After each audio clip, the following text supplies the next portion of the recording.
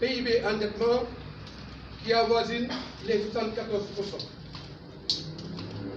Le Sénégal, aujourd'hui, a un déficit de la balance commerciale qui est de l'ordre de 3,2%, avoisinant les 1700 milliards.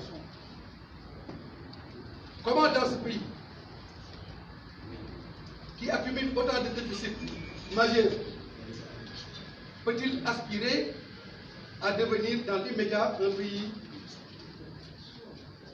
émergent, c'est-à-dire un pays qui se place dans le circuit de la compétitivité internationale à un niveau relevé? Cela est impossible. Et ensuite, vous avez entendu le gouvernement gloser principalement sur le taux de croissance de 4 à 5% en 2022, projetant même un taux de croissance à 2 chiffres en 2023. Et tout le monde le sait, la croissance économique au Sénégal n'est pas une croissance inclusive.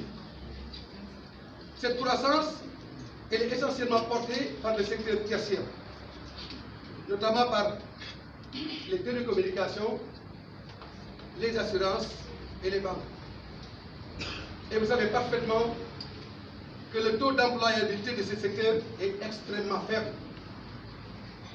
C'est la raison pour laquelle nous avons toujours dit et défendu, pour que le Sénégal puisse avoir une croissance inclusive, il faudrait que ce terme de la croissance soit défini par les agrégats dont le niveau d'employabilité est élevé, notamment par le développement du secteur agricole et du secteur industriel. Tant que le Sénégal ne développera pas son agriculture et tant que notre pays ne s'industrialisera pas, nous allons continuer, comme c'est le cas maintenant, à vivre une économie décapitalisée. C'est quoi une économie décapitalisée? Vous savez que le Sénégal importe tout. On importe des produits alimentaires, on importe des services, pratiquement on importe tout. Comment un pays qui importe tout peut-il être un pays émergent? Comment un pays qui importe tout peut-il aspirer à la souveraineté alimentaire? Je crois que aujourd'hui, après 12 ans d'exercice du pouvoir, après plus de 12 ans d'application du plan Sénégal émergent, la conséquence de la politique économique du président Macky Sall se mesure à l'aune de la détresse de la jeunesse sénégalaise, se mesure à l'aune des difficultés de la santé publique sénégalaise, se mesure à l'aune des difficultés du système éducatif national, se mesure à l'aune de l'emploi des jeunes, se mesure à l'aune de la détresse de la famille sénégalaise. C'est vrai que la croissance est quantitative, mais le développement, lui, il est qualitatif. C'est aussi fondamentalement pourquoi, dans le cadre de la mise en œuvre du programme alternatif Suxali Sénégal que je vais proposer aux Sénégalais, nous avons mis un accent particulier sur le développement des secteurs productifs, sur le développement du secteur agricole, mais également sur la mise en œuvre de mesures absolues pour rendre notre pays un pays industriel, renforcer sa compétitivité sous-régionale et internationale et remettre le Sénégal en orbite.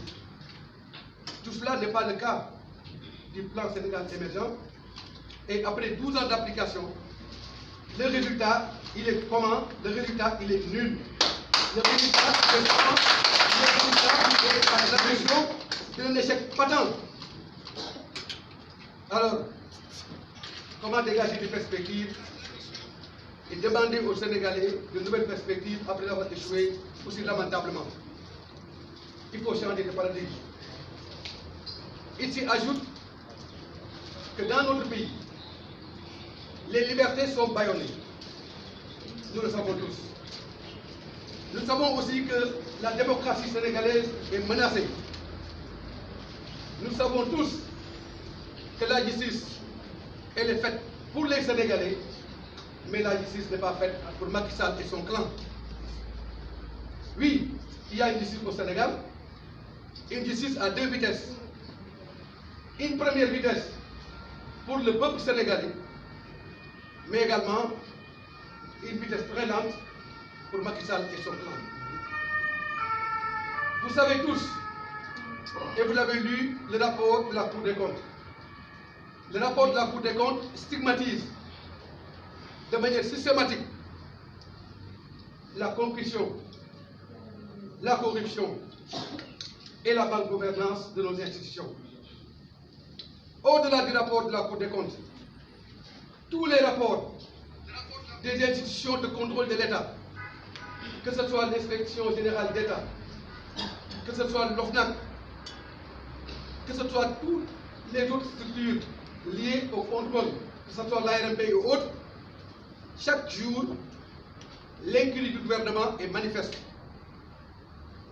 L'incurie du gouvernement est manifeste, d'autant plus que, nous le savons tous, le gouvernement ne cesse de se calibrer dans le chapitre de la malgouvernance, dans le chapitre de la corruption, dans le chapitre de l'enrichissement illicite.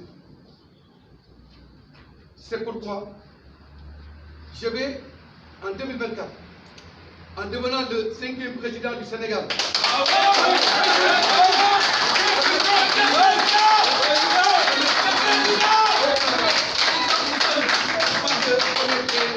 au travail. Je serai le candidat de la cohésion sociale, de la stabilité et du développement économique. Oui, nous avons un programme et un projet de société pour le Sénégal. Un programme et un projet de société totalement en phase avec les préoccupations majeures du peuple sénégalais. Et ces préoccupations ont pour nom la satisfaction de tous les desiderata liés au développement économique et social de notre pays. Oui, il y a une solution pour l'éducation nationale de notre pays. Oui, il y a une solution pour la santé publique de notre pays. Oui, les Sénégalais ont la capacité de concurrencer les grandes économies du monde. Je ne parle même pas des économies africaines. Mais oui, le peuple sénégalais est un peuple de talent. La jeunesse sénégalaise, elle est talentueuse. Oui.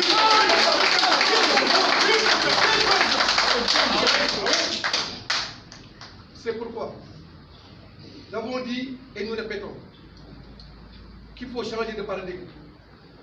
Il nous faut une nouvelle orientation et de nouvelles perspectives qui redonnent espoir au peuple sénégalais, mais également qui fortifient notre démocratie, qui renforcent l'expression des libertés, mais qui